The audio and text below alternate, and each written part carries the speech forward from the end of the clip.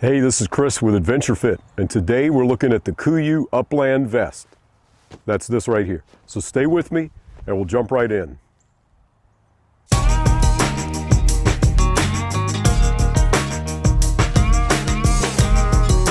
I'm not endorsed by Kuiu. I paid for this with my own money. They don't know I'm making the video. There's one thing that I will tell you, one caution. If you're used to using a really lightweight vest, this is not heavy, but it does feel a little bit more bulky because you have water bottle pouches and you have bigger hip pouches. And so just be prepared that if you do buy this, it's not going to feel like your lightweight, super ultralight upland vest that maybe you're accustomed to. I think probably the best way to describe this vest is daypack meets upland bird vest. So let's take a look first at the hip pouches and the water bottle compartments. And it has them on both sides, and let me show you a close-up and what they can do.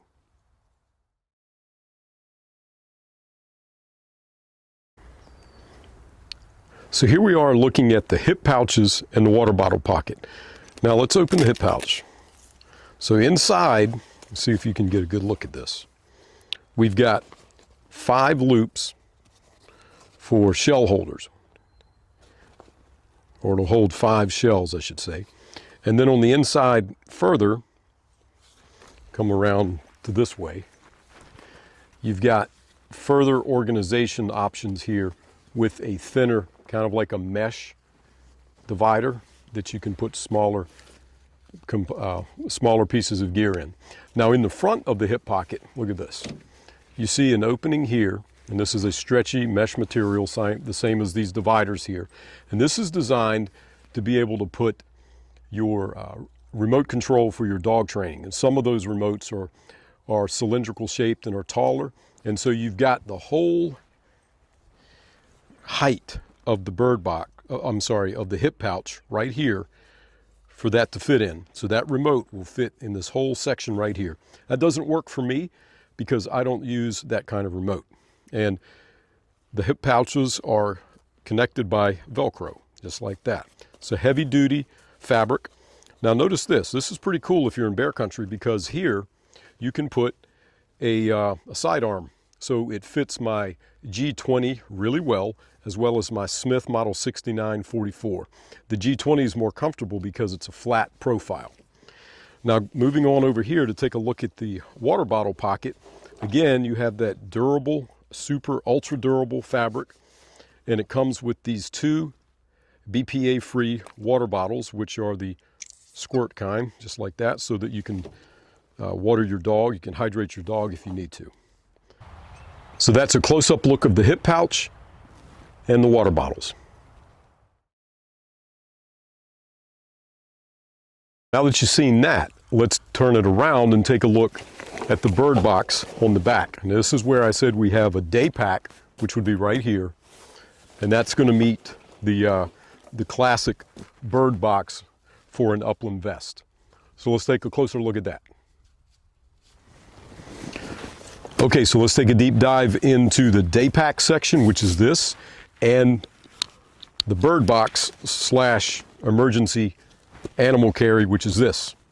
All right, so if you notice, this is a pretty heavy duty buckle, and this is how you connect and close the bird box or the dog carry hammock. And now, incidentally, it's not called the dog carry hammock. That's just what I choose to call it. So inside, I have this Kuiu outer lightweight puffy jacket, and I'm just kind of to show you how roomy and how spacious that is. It's pretty big. You have an extra divider in here, which you could probably use for a hydration bladder if you still use those. I don't. I use bottles, but that's there if you need it. A clip for maybe hanging something like the hydration bottle, or maybe your keys if you choose to do that. The outside smaller pocket right here, which also is divided further into another pocket with this stretchy mesh fabric. So lots of organization options you can do with this pack. Now on the outside of the day pack section, you have another clip which you could use to store your cold weather layer. Once you start shedding that off as the sun comes up, or in the evening as the sun goes down, you can take it off and put it back on. Underneath, you have what I call sleeping bag straps, but that's not what it's for, but some other storage straps. You have drain holes on the bottom of the bird box as well as on the bottom of the water bottle, and not the pouch. That's solid, but the water bottle has those drain holes. So yeah, I think daypack and bird vest combination is a good way to describe it. Going back to the inside of the bird box, look at this. I'm gonna take that out. We have rigid side supports. So what you would do is you would unsnap this, you would thread it through this loop right here, which I don't know if you can see that. See if I can give you a better shot. You have two loops right here on each side, and these rigid stays would go through here like this, and they would snap. It's not the easiest thing to do, but you get the idea, and if you need to do it, you can do it. I just want to save time. So now look at this. This is another rigid stay, and this is for support. And one of the ideas of this particular vest is to be able to carry a heavier load than you would be able to carry with a typical vest, because once you get a few pheasants in here, you get your water, maybe you've got some cameras, you got some batteries, you have maybe I always carry a stove, a fuel canister, and a small titanium cup, like a warm beverage whenever I'm out. So once you start adding things like that, then the weight can add up, especially you get 3 or 4 or 5 birds in there, and you put a 15 to 20 pound turkey in there, then you're talking more weight. And so what this does is it allows you to be able to carry more weight. And if you turn this around, and let's take a look at the hip belt now. We've already looked at the pouches and the water bottle, the bird box, and the day pack. So look at the padding here on this. So this is about, I'm going to guess, 1/4 inch padding. So the idea is this. So as you cinch in this waist belt into your body, this compresses against your lower back, and then this rigid support system here kind of props itself up against your lower back so you can carry more weight, and it makes it easier to do. And it is very effective like that, especially when you start using this to carry out an injured dog. And I'm going to show you that. Okay, I'm going to attempt to show you how to put the dog in here when it's up on a platform.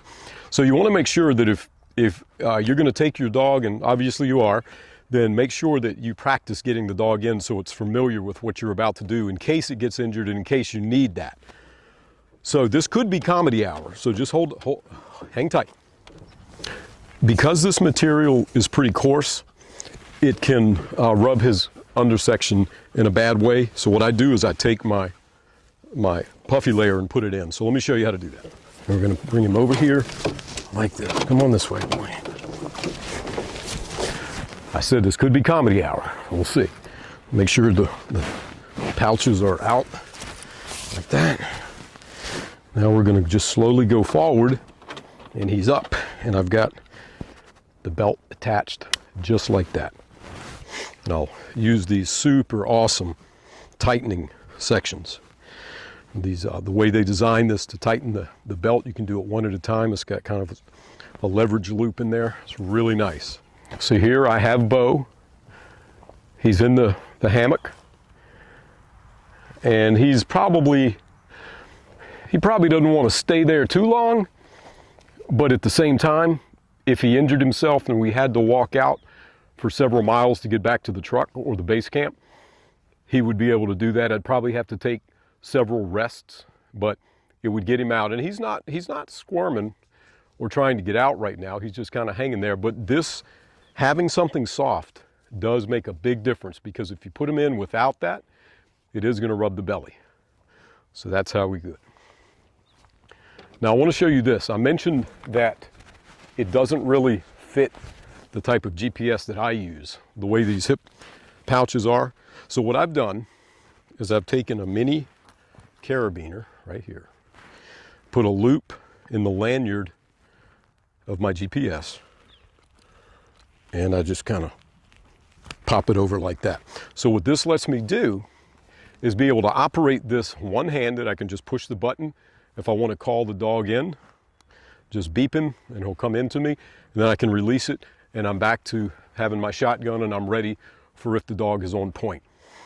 So that's one of the modifications that I have to do based on the collar and the control system that I use. So that's the Kuiu Upland Vest in a nutshell. So are there any modifications that I would make or any suggestions that I would make? Well, yes, there are. Number one, I would suggest trying perhaps, if Kuiu does a second generation, magnets instead of Velcro, because I use a thin wool glove when it's really cold outside, and every time I go into the pouch, the Velcro is hanging up on my glove, and you know, I can work around it. It's just a minor nuisance, but magnets would get rid of that. The other thing that I would suggest is having replaceable and interchangeable shell loops.